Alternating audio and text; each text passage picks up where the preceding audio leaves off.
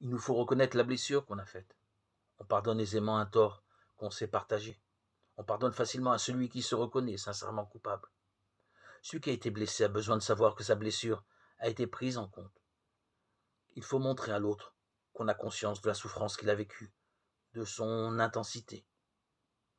Qu'on ait des excuses ou pas, on peut toujours dire « je te demande pardon parce que je vois que je t'ai fait mal ».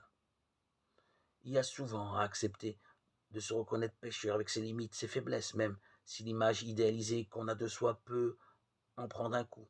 Il est tellement naturel de se justifier en trouvant des excuses dans son passé, en trouvant surtout des coupables hors de soi, ses parents ou du couple, la belle-mère. Il est important de s'engager dans un processus de vérité pour détecter ses torts personnels et humblement les reconnaître.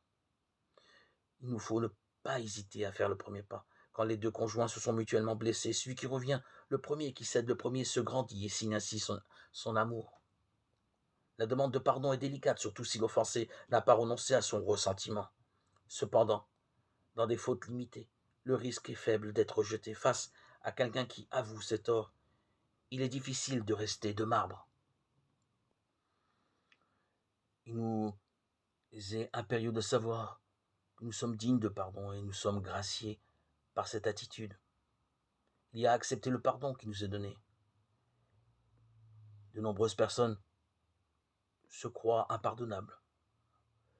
Il y en a beaucoup qui ne croient pas à la gratuité de l'amour et qui ne sentent pas le besoin du pardon et rejettent comme morbide le sentiment de culpabilité.